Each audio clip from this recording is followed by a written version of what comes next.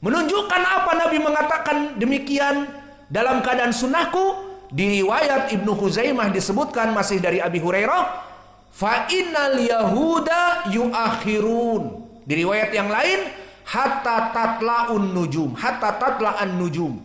Adapun orang-orang Yahud mereka sama berpuasa seperti kami sebutkan tadi. Namun mereka tidak sahur, itu yang pertama. Kedua apa? Mereka mengakhirkan berbuka dengan tidak sholat maghrib waktunya, tetapi setelah maghrib. Di saat seperti sekarang, remang-remang kemerahan sudah hilang, lembayung merah, kemudian mulai gelap merata di ufuk barat, dan timbul bintang-bintang, itulah waktu berbukanya orang Yahudi. Maka jelas beda. Orang Yahud berbuka kapan? Menjelang Isya atau di waktu Isya, kita katakan masuknya adzan Isya. Kapan kaum muslimin? Di saat dalam keadaan masuknya tenggelamnya matahari, di saat maghrib. Maka ini juga penjeda. Sehingga dalam permasalahan ibadah puasa ada dua penjeda. Penjeda mereka tidak sahur, kita sahur. Di hadis Amr ibn al-As ini.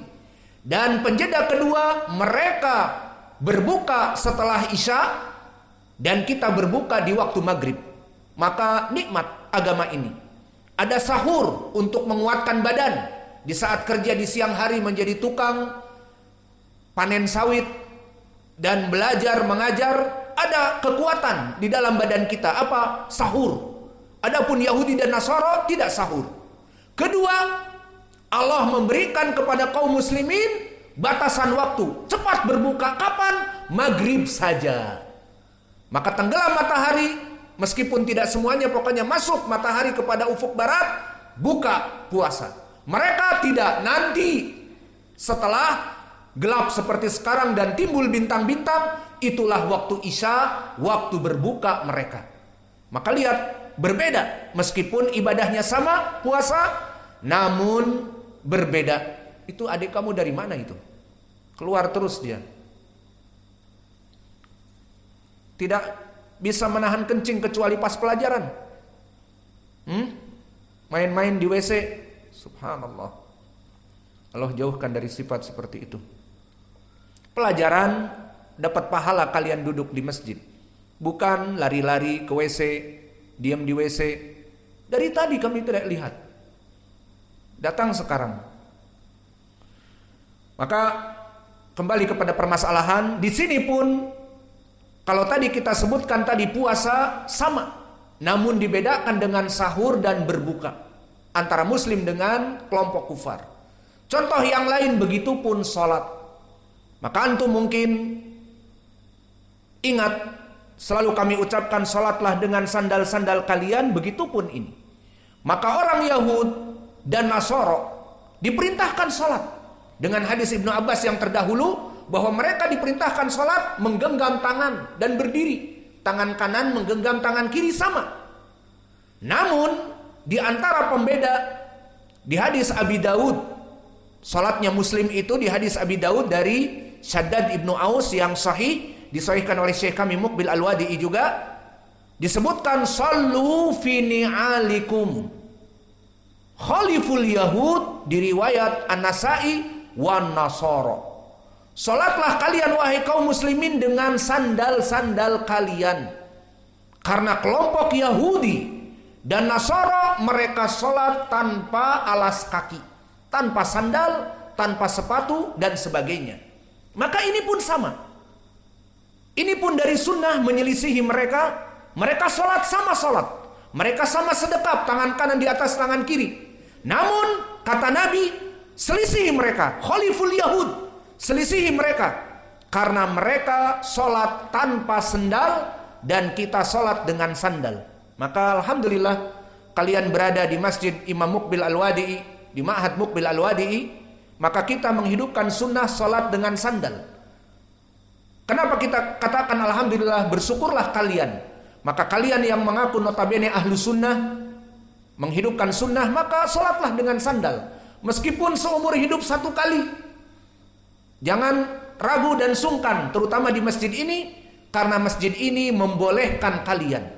Berapa banyak dari manusia yang ingin menghidupkan sunnah ini, namun di masjid-masjid mereka jangankan memakai sandal, membawa sandal saja mungkin dimasukkan ke kresek, dipermasalahkan. Apalagi membawa sandal sholat, mungkin langsung terceduk. Lagi sholat mungkin lagi ruku atau sujud dipanggul oleh 2 orang 3 orang, dilempar ke masjid, dilempar keluar masjid. Karena apa?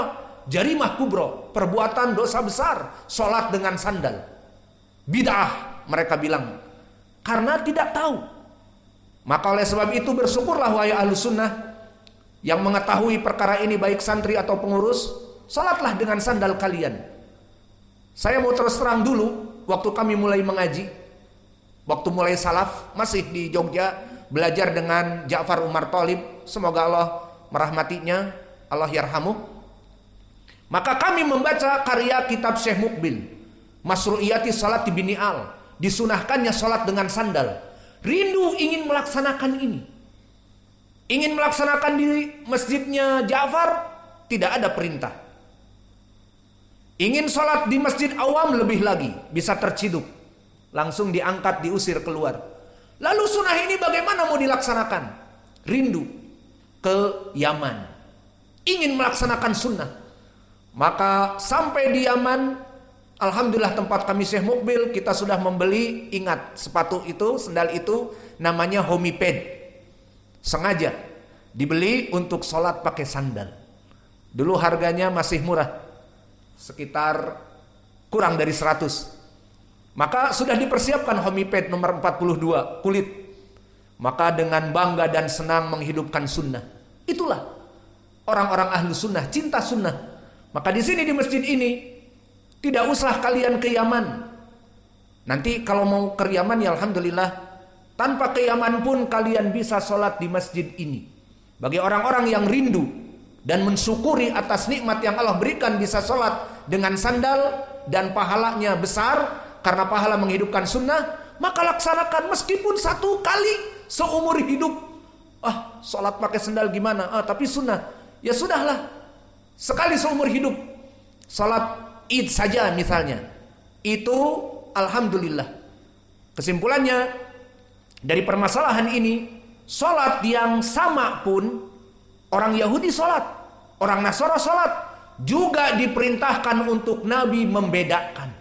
Maka penjeda dan pembeda ibadah yang sama antara Yahud dan Nasara dan Muslim, lebih baik kita menyelisihinya. Meskipun sholat sama-sama berdiri dan sama-sama bersedekap dan memegang tangan kanan atas tangan kiri, namun kata Nabi, khaliful Yahud wa Nasara fa innahum la yusalluna fi ni'alihim wa la khifafihim. Selisihi mereka karena mereka tidak pernah sholat dengan sepatu dan sandal. Pergunakanlah sepatu dan sandal dalam sholat kalian. Ini juga dari keutamaan menghidupkan sunnah yang termatikan. Maka dipersilahkan kepada para pengurus, kepada para santri dan para umahat, banat, sholat dengan sandal kalian. Dan telah kami jelaskan fikihnya. Tentunya bukan sandal yang kita di sini musim hujan, kemudian datang dari rumah belepotan dengan lumpur, kemudian masuk ke masjid, kemudian ke karpet, semuanya jadi berlumpur. Bukan itu. Kita telah mengajarkan sunnah-sunnah itu. Yang jelas, sholat dengan sandal adalah sunnah yang termatikan. Maka barang siapa yang menghidupkannya mempunyai keutamaan. Di antaranya apa? Siapa yang tahu? Hadis Anas dan yang lainnya. Apa? Sayati zamanun al-qabid ala sunnah kal-qabid anil jamroh. Waman yaf'alu dalika kamitsli khamsin minkum. Kamitsli khamsin minkum. Apa maknanya? Akan ada zaman di mana sunnah-sunnah sudah termatikan. Dan orang ingin menghidupkan sunnah dicemooh. Orang yang mempunyai jenggot disebut kambing. Orang yang mempunyai niqab, hijab seperti ninja. Orang yang menaikkan celana di atas mata kaki katanya kebanjiran. Dan orang yang menghidupkan sunnah dengan sandal pun mungkin sekarang ini susah. Semua masjid tidak boleh. Maka kata Nabi, pada zaman keterasingan sunnah itu, Orang yang berpegang teguh kepada sunnah meskipun dihina, meskipun dicemooh, meskipun dicerca. Sholat kok pakai sendal. Ini ada janggutnya seperti kambing dan sebagainya. Maka dia sabar. Kal qabid anil jamroh. Maka dia bagai memegang batu bara yang panas. Maksudnya, memegang batu bara yang panas, dia pegang sunnah itu dicemooh, dibenci. Disebutkan Wahabi, disebutkan demikian dan demikian kolot dan terlalu ekstrim, terlalu keras dakwahnya. Masa sholat di masjid pakai sandal, dari mana itu? Digunjing, diburukkan. Namun dia tetap, maka terbakar tangannya karena memegang bara api itu. Namun bara api itu jika dia lempar, nggak mau dicemooh, kita potong jenggot aja. Nggak mau dicemooh, biar istri-istri kita wajahnya kelihatan, kebetulan istrinya juga cantik. Ataupun nggak mau dicemooh, nggak mau sholat pakai sendal, padahal di masjidnya sudah dibolehkan misalnya. Yang jelas tidak mau cemoohan, dilempar batu bara itu, tangannya selamat, tidak terbakar karena menghidupkan sunnah tadi. Namun agama yang terbengkalai. Maka al-qabid anil jamroh, orang yang menghidupkan sunnah pada zaman sekarang ini, meskipun dicemooh, apa kata Nabi keutamaannya? Kamitsli khamsina minkum. Dia mendapatkan pahala satu sholat dengan sendal, seakan-akan bagaikan mendapatkan pahala 50 orang yang sholat dengan sandal. Maka tidak main-main. Maka kebetulan kalian bisa melaksanakan sholat dengan sandal, sholatlah dengan sandal, jangan malu.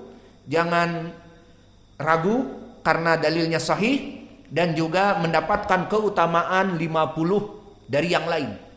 Maka ini contoh gambaran yang bisa kami berikan dari hadis yang pertama ini, bahwa penjeda ibadah dari ibadahnya orang Yahud dan Nasara itu poin lebih. Maka kembali kepada permasalahan sahur, orang Yahud dan Nasara tidak pernah melaksanakan sahur, maka kaum muslimin diperintahkan untuk melaksanakan sahur. Ini mempunyai ibadah poin lebih, menyelisihi orang Yahud dan Nasara. Maka usahakanlah menyelisihi Yahud dan Nasara. Hadis-hadis yang bunyinya selisihi Yahud dan Nasara, lakukan. Seperti tadi, sholat dengan sandal, lakukan. Seperti tadi, sahur, lakukan. Seperti takjil iftar, menyelisihi Yahud, lakukan. Dan begitu pun dalam lifestyle, gaya hidup. Apakah ada nas gaya hidup menyelisihi Yahud dan Nasara? Ada. Apa?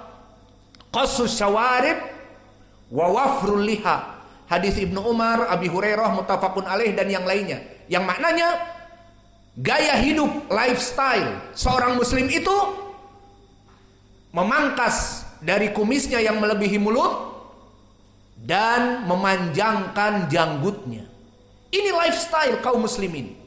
Adapun kaum muslimin yang awam ataupun yang tidak mengetahui ilmu, maka mereka mencukur jenggot